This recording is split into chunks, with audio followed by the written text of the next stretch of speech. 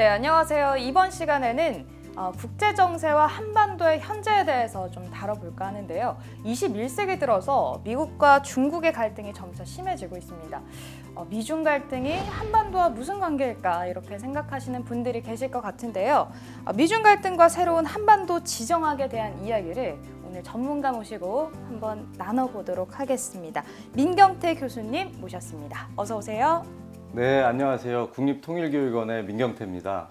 네, 교수님 제가 궁금한 게 있습니다. 최근 한반도를 보면 그 어느 때보다 좀 냉랭한 분위기이지 않을까 이런 생각이 드는데 교수님 좀 어떻게 생각하세요? 그렇죠. 최근에 특히 미중 전략 경쟁이 심화되고 있는 상황이죠. 게다가 러시아 또 우크라이나 전쟁까지 벌어지지 않았습니까? 네.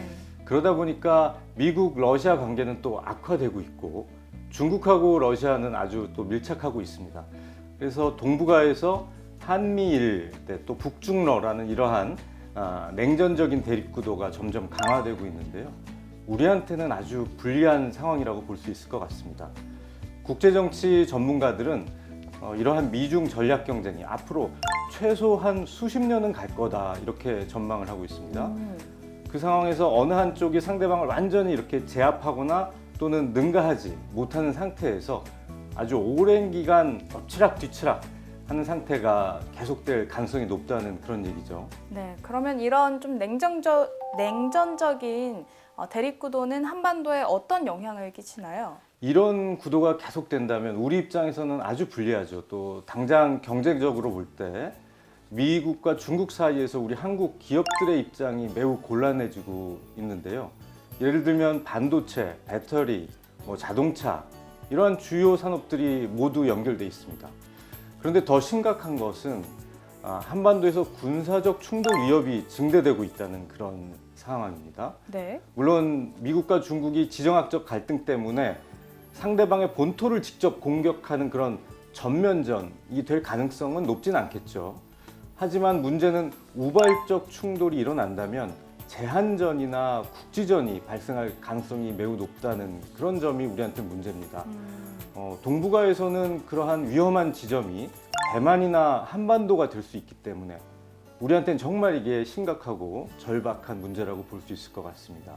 네, 정말 미중 패권 경쟁이 한반도에 상당한 영향을 끼치는 것 같은데 이제 미국의 대립점에 있는 중국 같은 경우가 한반도에 미치는 영향이 어떤지도 한번 들어보고 싶어요.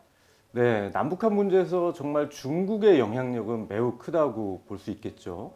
북한은 지난 2019년 2월에 하노이에서 북미 정상회담이 결렬될 다음에는 미국이나 한국, 우리와는 대화를 완전히 이제 중단해 버렸습니다. 네. 대신에 중국하고 아주 밀착하고 있는 상황입니다. 또 중국은 여기에 호응해서 유엔에서 추가로 대북 제재를 하려고 했더니 거기에 반대하고 있고요. 뿐만 아니라 오히려 북한에 대해서 미국이 대립적인 군사 행동을 한다라고 비난하면서 미국 책임론을 제기하고 있는 그런 상황입니다. 앞으로 이렇게 미중 패권 경쟁이 더욱 심화되면 중국은 아예 그냥 그 대북 제재를 무시할 가능성도 있습니다. 북한의 물자를 지원하게 되면 대북 제재가 무력화될 그런 가능성도 있습니다. 그러면 이 북한과 러시아의 관계는 또 어떤지 궁금하거든요.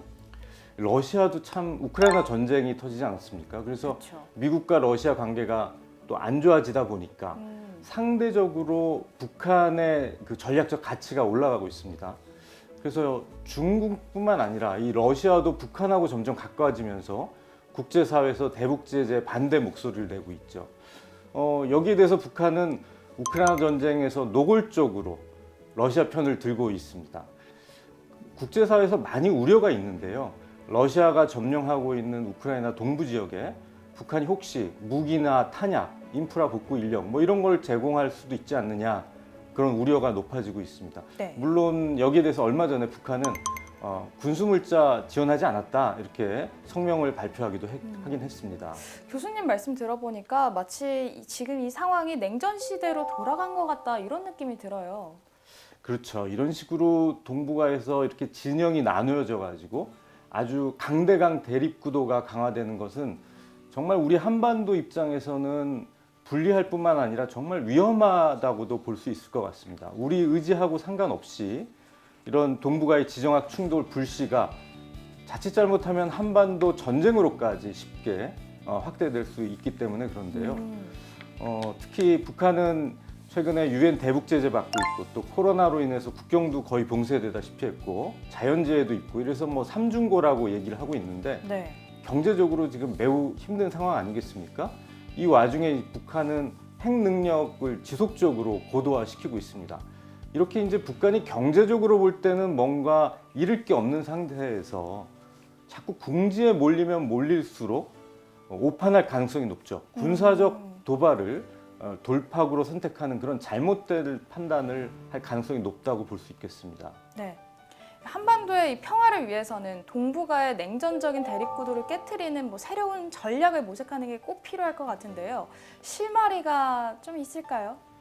사실 이 한반도 문제는 우리 그 남한과 북한만의 문제가 아니라 대륙 세력 또 해양 세력 이 거대한 세력이 충돌하는 지정학적인 접점에 한반도가 있기 때문에 더 어려운 문제라고 생각이 됩니다. 여러 가지 변수가 있고 또 다양한 국가들이 얽혀 있는 복잡한 문제죠. 근데 뭐 가장 중요한 숙제가 뭘까 생각해 본다면 역시 그 북한 비핵화 문제라고 볼 수 있는데요. 우선 북미 관계가 어떻게 미래에 펼쳐질 것이냐, 개선될 수 있을 것이냐 이 부분을 살펴보는 게 정말 중요할 것 같습니다. 네. 그런데 일부 전문가들이 미국의 한반도 전략이 바뀌게 되면 또는 대북 정책이 변화하게 되면 그 해법이 될 수 있다. 뭐 이런 얘기를 하고 있습니다. 미국의 대북 정책 변화요? 예, 미국 입장에서의 대북 정책 변화인데요. 아, 미국에서 재미있는 기사가 실렸습니다. 2021년 4월에 월스트리트 저널에 아주 흥미로운 기사가 실렸는데요. 월터 러셀 미드라는 그 칼럼니스트가 기고문을 냈습니다. 이분이 그 미국 허드슨 연구소 정치전략 분야의 저명한 연구원이기도 하고 또 뉴욕에 있는 바드 칼리지 교수이기도 한데요. 월스트리트 저널에서 글로벌 동향 관련 칼럼을 그 기고한 분입니다. 그렇다면 어떤 주제를 좀 제시를 했었나요?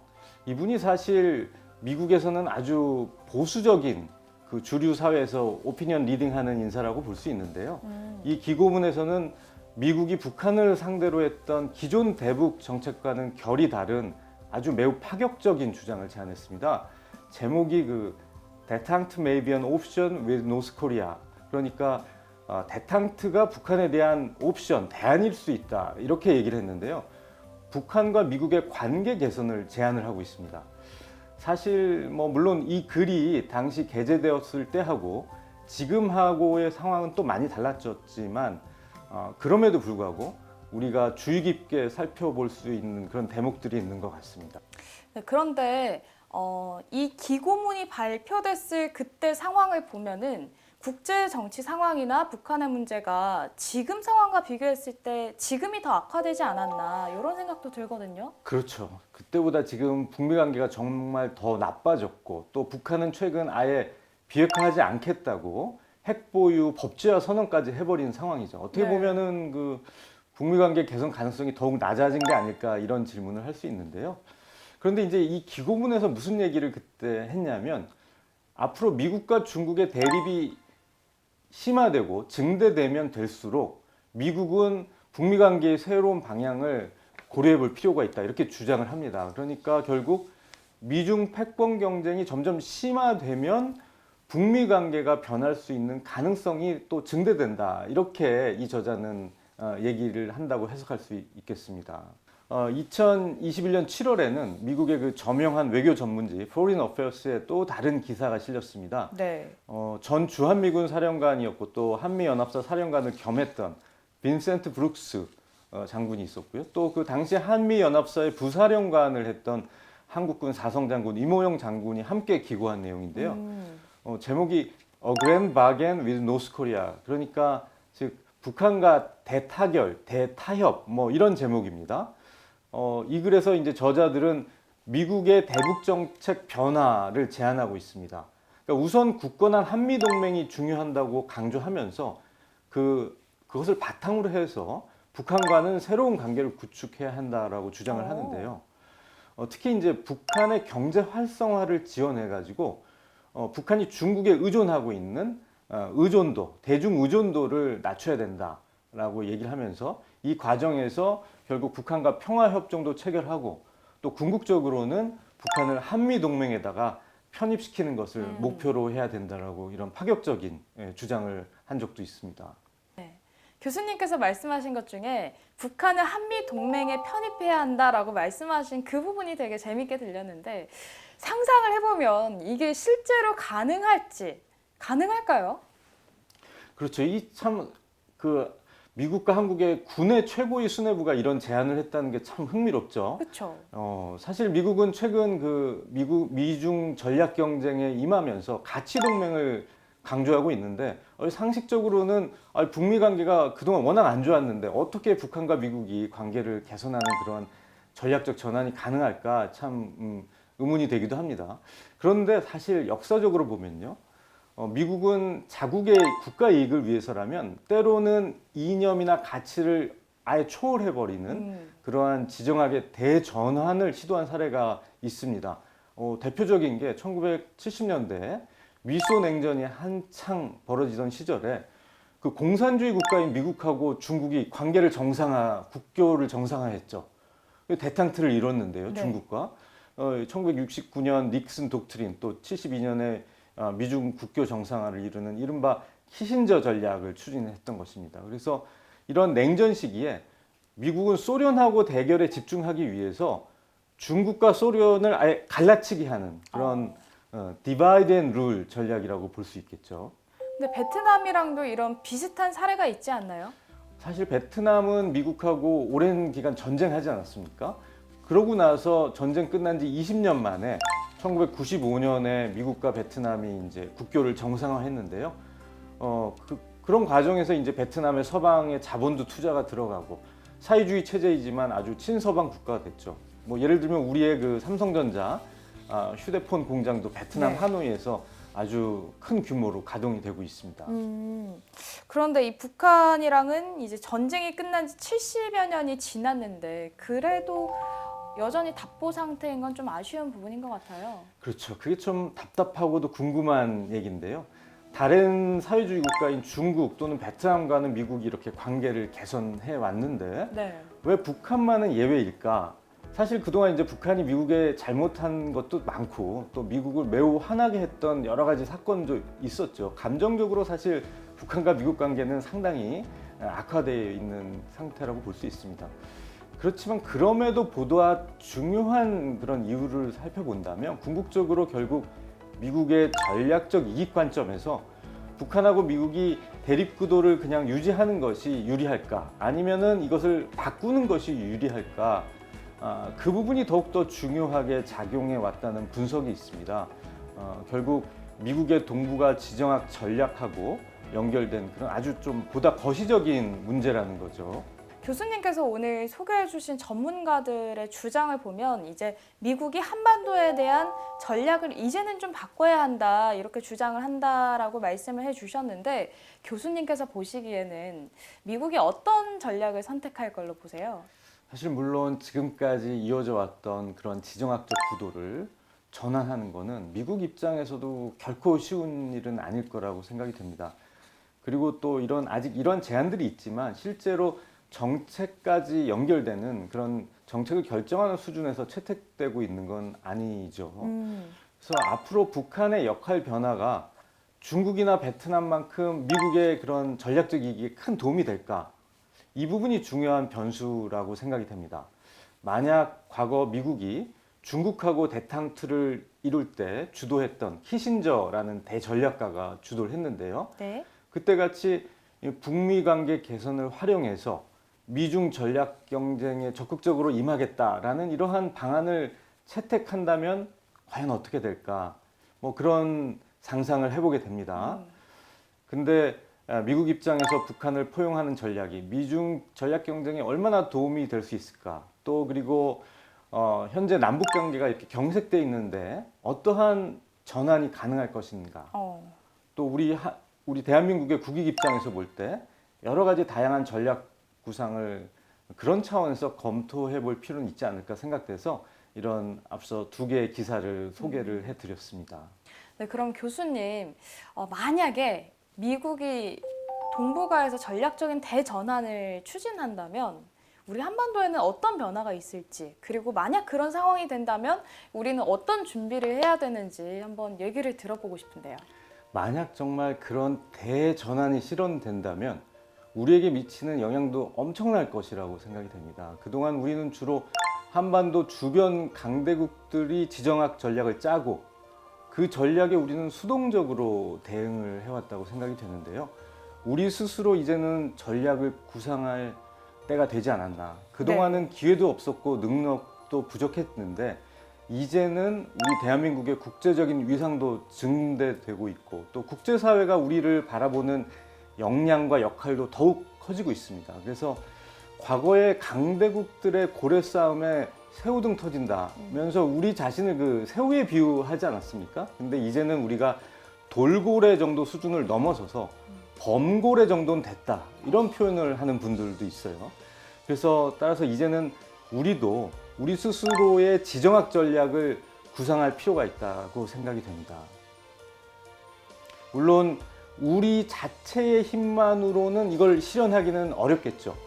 하지만 우리의 전략을 먼저 세워놓고 그걸 바탕으로 해서 강대국들의 그런 역학관계 그리고 한반도 주변 국가들의 현실적인 이익 추구 그런 동력을 잘 활용해서 우리의 국익을 실현하는 매우 지혜롭고 현실적인 접근이 필요하다고 생각이 됩니다. 한반도 평화 번영을 그저 강대국들의 선의에만 의존해서는 안 되겠죠. 국제관계라는 것이 원래 자국의 이익을 최우선으로 하는 그런 아주 냉혹한 질서가 작동하지 않습니까? 네. 그렇기 때문에 한반도 주변국들의 현실적인 이해관계 그리고 그들의 역학관계를 아주 우리가 잘 활용할 필요가 있을 것 같습니다.